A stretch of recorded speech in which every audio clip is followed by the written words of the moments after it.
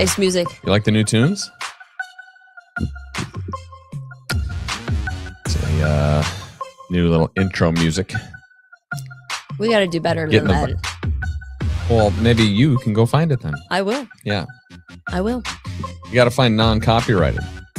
Yeah, that's a tricky one. Well, I thought this is all right. You don't like it. It's okay. It's different than the other. It's got a little bit more beat. More. Right? Okay. And scene. And scene. All right. So let's see here. We'll have some people probably popping in, but let's get going. Mhm. So the title of this is Collapse is Near. Yep. It's kind of a somber title. Yeah. But, you know, when we discuss in the background, we get some ideas flowing. Yeah. So maybe we can bring people into our world a little bit in terms of some of the things that we think about or talk about or are observing in what's happening in society and why we actually are concerned about collapse, or maybe the government institutions are really just trying to hold things together because it's imminent. It's on the brink. Mm-hmm. Well, yeah, because what we talk about, and I think you and Will covered this yesterday, Mm-hmm. the things that are happening. Why is that our news? Yeah, like No offense. 24/7 coverage of an elderly woman being abducted in Tucson, Nancy Guthrie. Which is terrible. It's terrible, but these things are happening every day. And okay, maybe she has a famous daughter, but it is weird that that's like 24/7. Like not just a little bit of coverage, like, hey, here's an update on the thing. 24/7 coverage of people just sitting around speculating. And yeah. It's weird that the Daily Wire now is doing like its own broadcast daily on this. Yeah. I find that weird. I find it weird that Trump got involved. And I have friends who are like, what do you mean? I go, I'm sorry if my mom or dad disappeared. I have no expectations of Donald Trump calling me and saying, we're going to get the FBI involved. I don't know. Does anybody? No. Yeah. So why is he involved? That makes it even more weird. It is, but there are potential connections there, right? I've heard potential Epstein connections. Uh-huh. So then that gets you thinking like, okay, well, now what are they trying to cover up? Yeah, but why would, so there's that case. And so again, for anybody just popping in, it's collapse is near. Yeah. And I think we can make a decent case for this. So, so there's the Nancy Guthrie case. There's people arguing over the Super Bowl halftime. There's we talked about the Epstein file drop. You could argue is just potentially a massive distraction, but let's come back to that. Okay. There's fraud in Minnesota covered up by ICE riots. ICE protests and riots. And so let's talk about that for a second. I think it's plausible that people are like, wow, this fraud actually runs deep and it is bigger than Minnesota. Right. Well, now I think Nick Shirley is going to California. Yeah. And then I just saw an article, Arizona's got their own fraud. Yeah. So. Yeah. And I've seen people uncovering similar issues with fraud in multiple states. Mm-hmm. And so I can't help but wonder, like, if government is like, holy smokes, it's really bad. It's really bad. And maybe we should send ICE up there, get people thinking about something different. Right. Enhance our ICE occupation or involvement up there. Not that it isn't warranted or required, and then we'll stir up people, because the protest is a machine. It's well funded. It's well organized. It's an organization essentially that activates people. And so let's get everybody out, and they don't care if people go out, put themselves in danger, get shot, and all that. They just care about having a good distraction so that people are like, yeah, ICE, no, we want ICE, no, F ICE. And the next thing you know, like, nobody cares about $18 billion of fraud. Right. But this is, this is what I read an article today that somebody in the comments wrote, they are using us. Government is using us. So say, the two people who were unalived in Minnesota. Right. And that's created this big chaos. But like the government is using us as soldiers. So to them, they're like, oh, we only lost 2 people in the Yeah, whole it's a midst small- of covering up more of this fraud and distracting you, and 2 people out of the however many are in the US. I don't even know. Yeah. Billions, millions, trillions. I don't know how many people. You don't know how many people are in the United I States? don't. Come on. I But don't. it's about 350 million. Okay, there you go. Okay, so you should know this. I don't care. All right. Yeah, because if people can actually huddle together and collectivize a bit, and when I say collectivize, I'm not a commie. Okay, what I mean is like we can come together and say, "Hey, government, like that's not how we're organized. You need to do this. Like let's like stomp out corruption, and these are bills and legislation that we actually want as the people, and we're not going to stand for X, Y, and Z, right?" And so when I say collectivize, like come together and we the people run the government like the way it was intended. You know? But they don't want that. They don't want this. This is what we're figuring out. Yeah, I think this is the big aha moment is like they don't want that. And so I really do think like a lot of these crises and infighting is manufactured. Even things like so certainly like ICE in Minnesota. You have ICE in Texas. There's massive operations going on in other states, and you don't hear boo about it. Nope. And But so just it's specifically in Minnesota to cover up. yes, and they've the convinced they've convinced people that they're mean and they're out of line and all of this through propaganda. Meanwhile, all the stats would say that the numbers are better and more humane under this administration than they were under Obama's, for example. But people don't care. They're like, well, it still just doesn't feel right. It's not. No. And so then people fight about it, right? And then they forget about the fact that government's stealing from them, and we're sending money to all these other places overseas. Who knows, funding what, laundering money perhaps that circles back and comes into politicians or corporations' pockets. So yeah, it's just like I'm getting convinced that it's all a distraction. Even the Epstein files. So let's come back to the Epstein files. I really like. You could argue that like, why didn't the FBI do more investigation on some of these? Like some of these emails and things look horrible and weird, and like, why didn't they dig in more?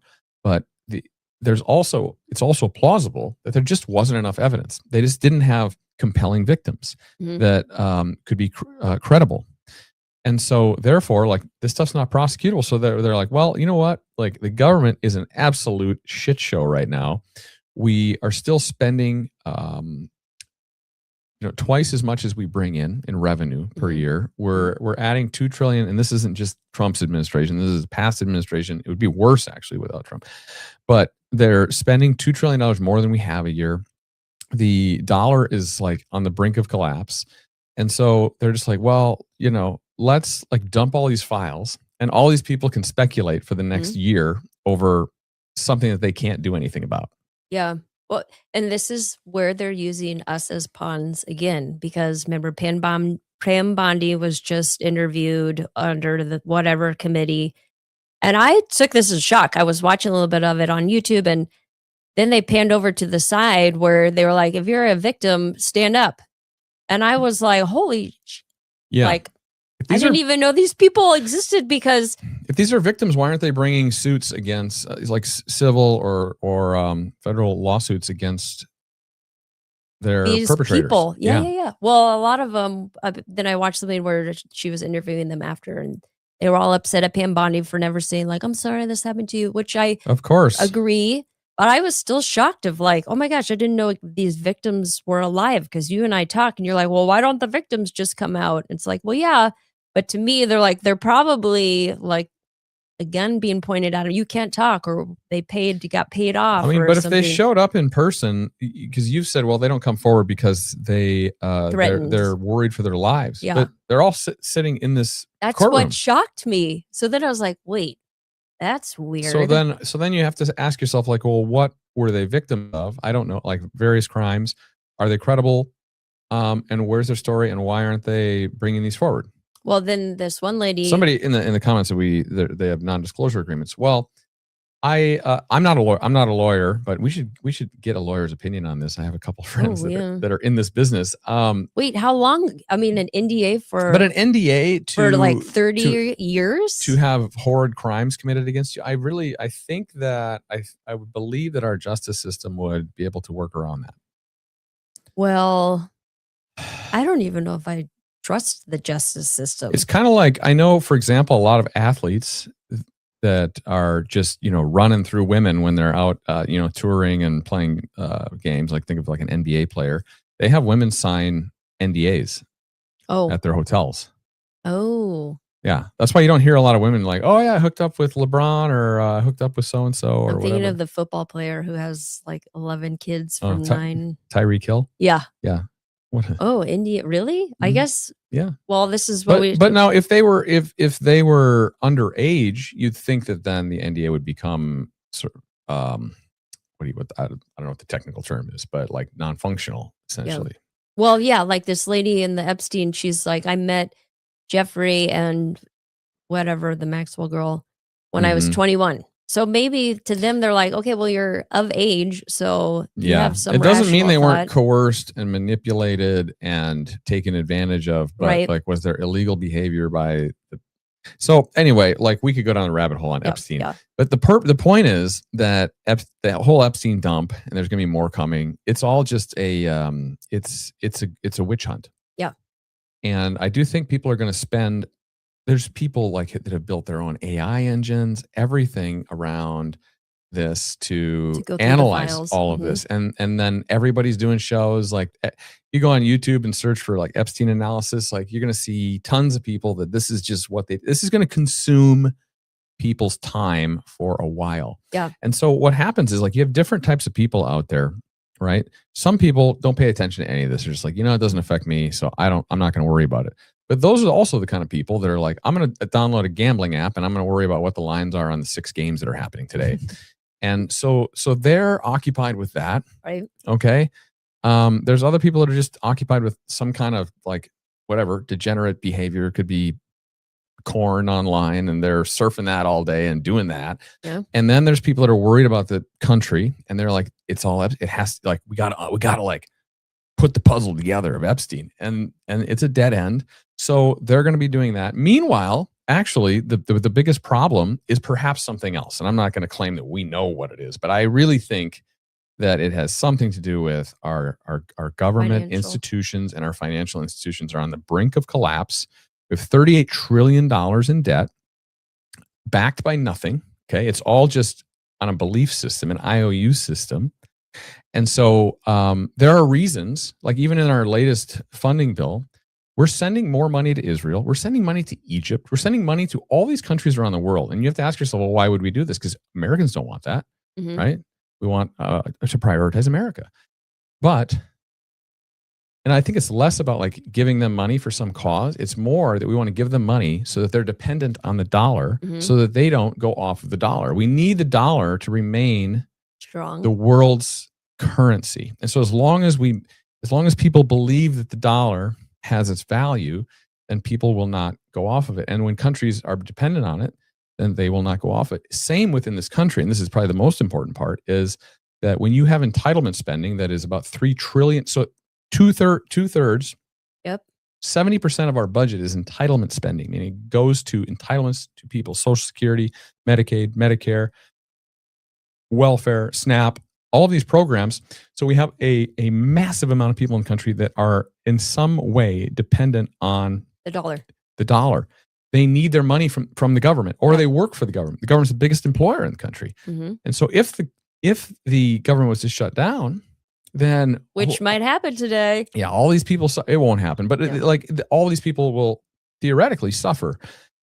And so what they've done is they've created a dependent system where people cannot and will not collectivize themselves against the government because of the threat of this shutdown. And so it just keeps the hamster wheel moving. Well, honestly, they won't suffer, but they put this fear in you to think that they will suffer, so that you want the government to remain open. Yeah. When honestly, when when did it shut down 40 days last time or something, right? Remember the hoopla of no food stamps? Yeah. And people didn't starve. Funny. But they're doing this to We're not instill going to fear. let people starve in this country. There's enough charity and hospitality of people. And like I've had this debate with people about, oh my gosh, well, if we don't have SNAP, people are going to starve. Nobody starves. There's like less than 20 people a year in this country that starve to death, like literally starve to death. So what they did is they recategorized people that don't get as much food as they want, or the type of food that they want, as food insecurity. This is a classic like liberal technique, right? It's food insecurity. Oh, and didn't get your Oreos. And then they talk about that as if it's starving. Food insecurity just means like, I don't know where I'm going to get maybe my next meal, or I'm not getting healthy enough food, or whatever. It's food insecurity.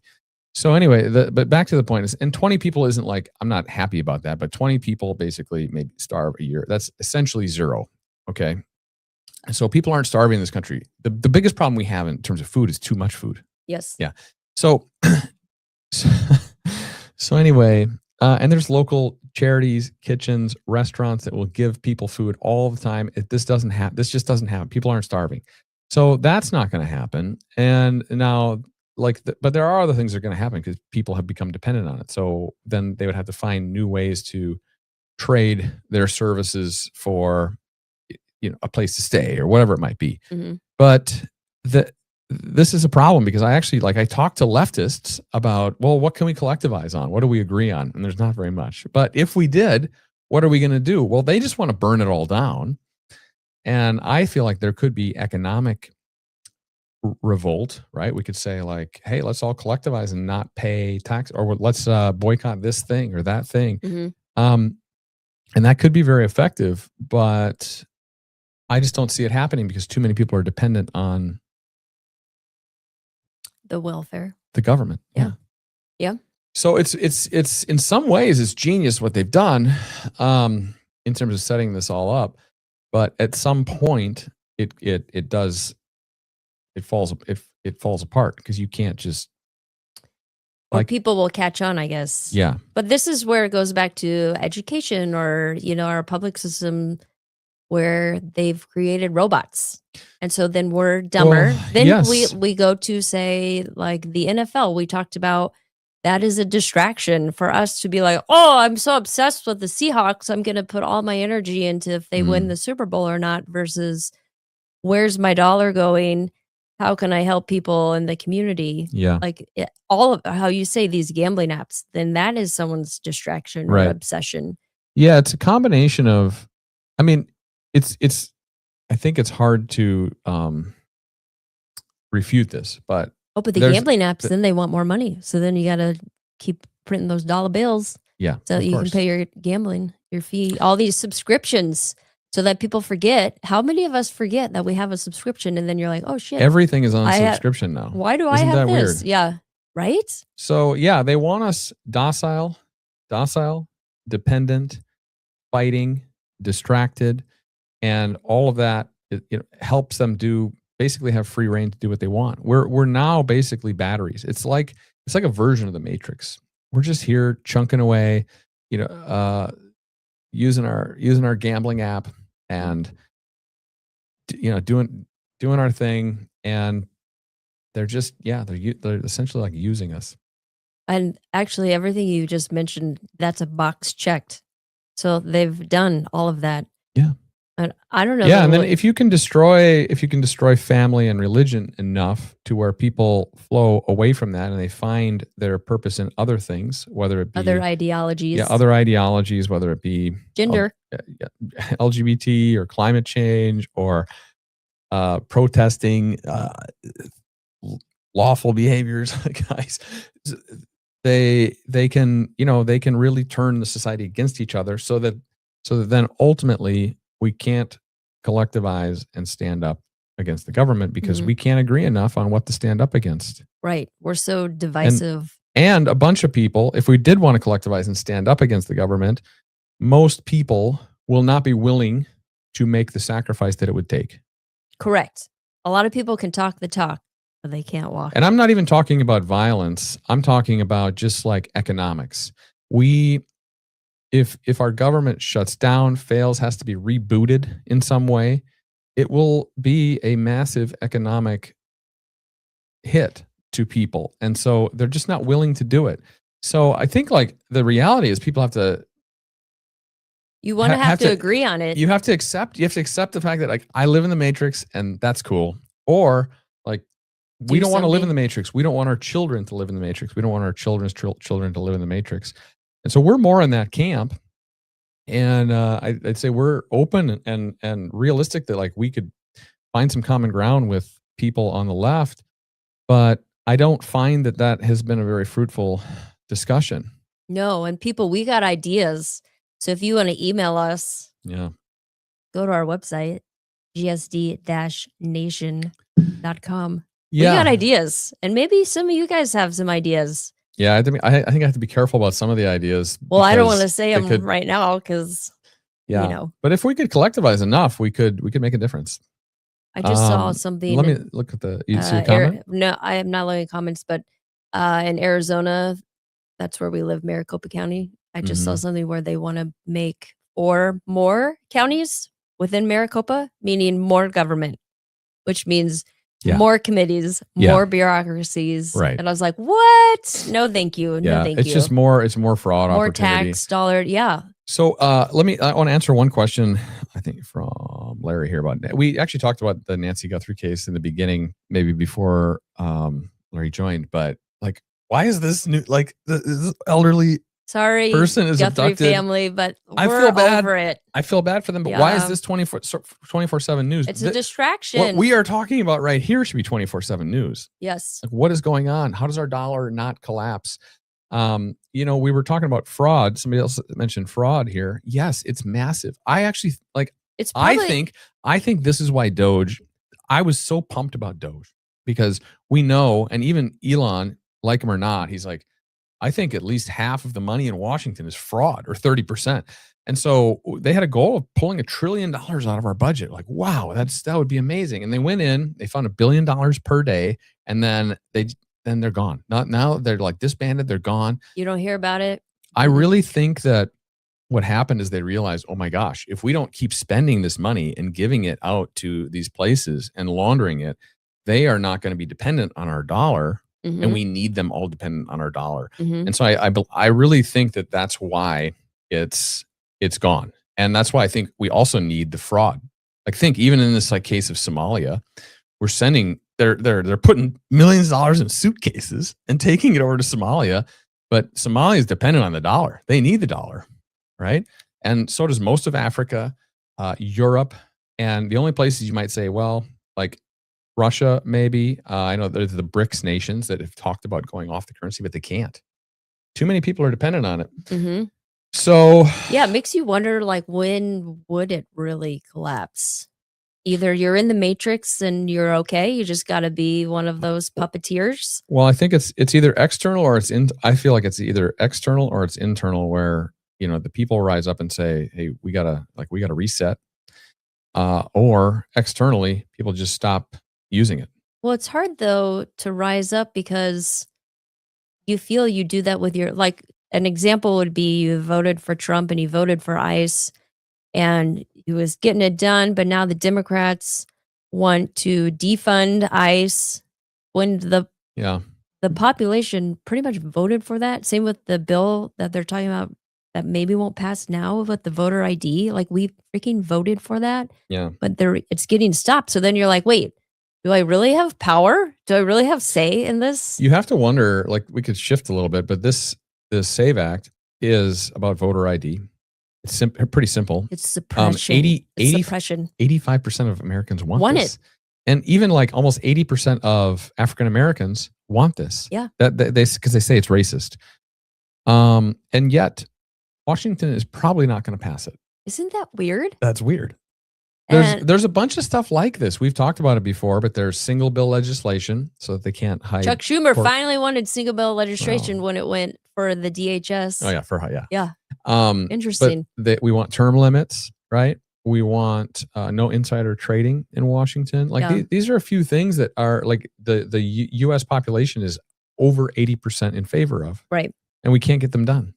Mm, So they're not representing us anymore. no, it's almost like the elites, like what we're kind of focused on right now. I think it even goes beyond the elites. I really think it's like it's a government thing. I think you get out there to Washington and they pull you into a room and they're like, "Okay, look, it's like we're on a razor's edge.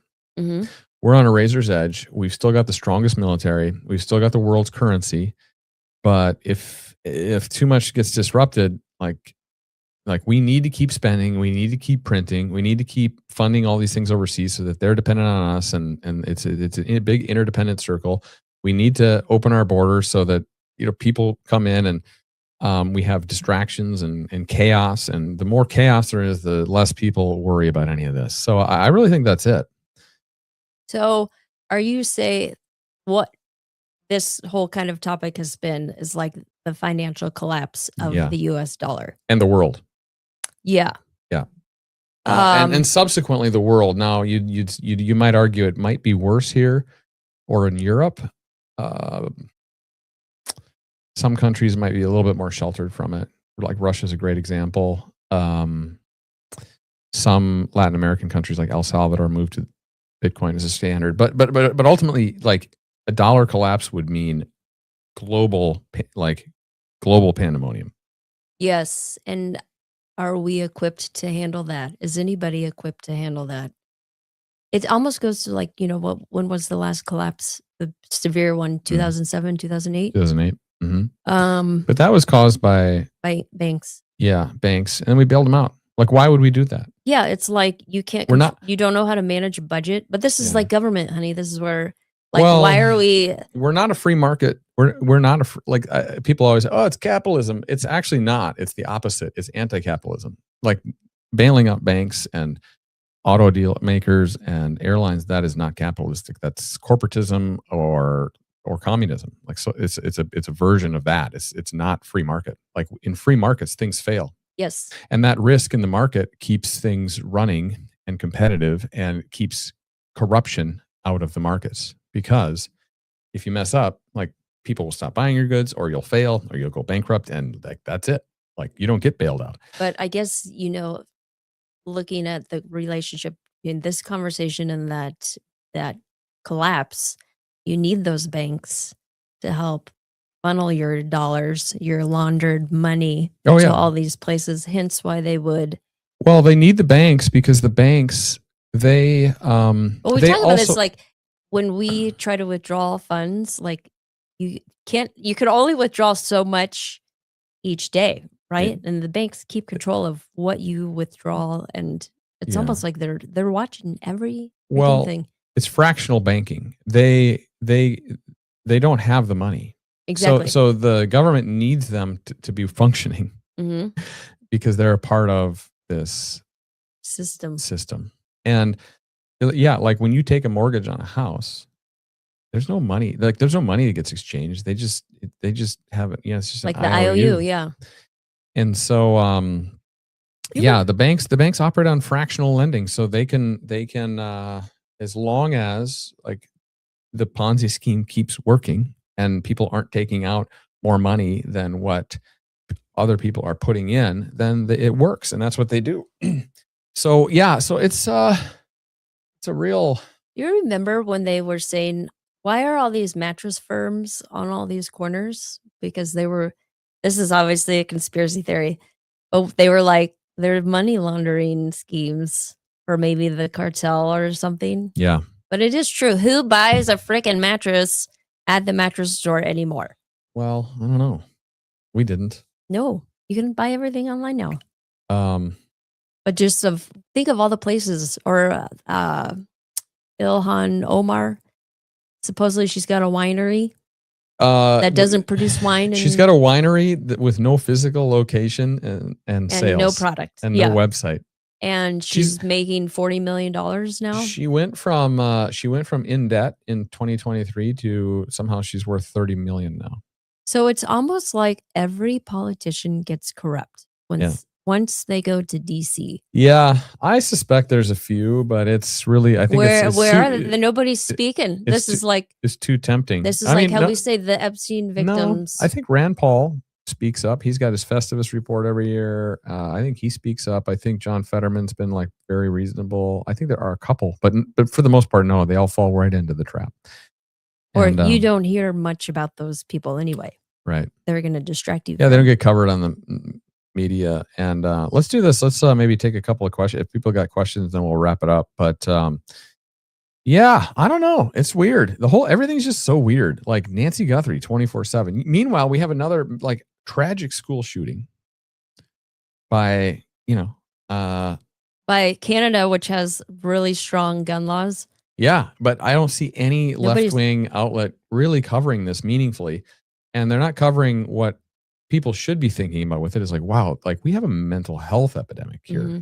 And this person was trans, but the mother was like a trans activist, like super supportive. And so it wasn't like, because this person like killed their mother and their brother and then went to the school. So like, it's not, so they did everything right. They affirmed and they had, it's just, nobody's talking about this though. They identified for trans for 5 years. Yeah. Yeah. That's a long time.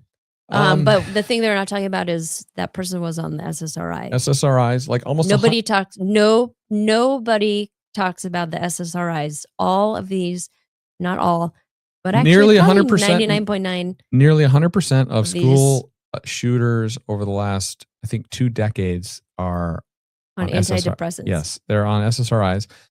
And I was just curious, like how much of the population, it's something like 12% of the population is on SSRIs. So it's like not a small amount, but yeah, interestingly, of these wacko shooters, it's almost 100% of them are confirmed to be on it. Let's see here. Question is, do we think Democrats are pushing in the background for BRICS, meaning to move off the dollar standard? I don't think so. I think they need the system to operate. I think they need it maybe more than I think they need it more than anybody, because that allows the gears of the government to keep moving. I do think it also like it's probably bipartisan, honestly. Yes, mm-hmm. Yes. That's why you don't see meaningful change either way. Now, I thought Trump kind of being an outsider might stir things up and throw grenades into areas and all of that, and he's done a little bit, but not nearly what I was hoping. Well, we don't think he's going to run for a third term, his age, but so he wants to leave his legacy. He's not going to tackle Social Security, Medicare, Medicaid, not at all. In this term. It's so unpopular because they're on these short terms, and no president wants to leave the person who's like bankrupted America. Yeah. Even though it's been a long time coming, nobody wants to leave that as their legacy. And so I think he's going to limp it along and try to just like make the economy and stock market as pumped as possible. But ultimately, like it's, something's gonna break, and we should all be prepared and worried for that. I know. Sorry to be a doomsday. Yeah. I think what people can do though is they can prepare, diversify your money, have assets. If you can have your property, your home, your car, like the things that you use paid for, and that kind of stuff, to just be sensible that you're not too dependent on outside forces to support your life. So you're saying have those things paid for. Our whole economy is all about credit cards, and everyone goes bankrupt. I mean, this is my perception. And the people aren't responsible. So like, why pay it off?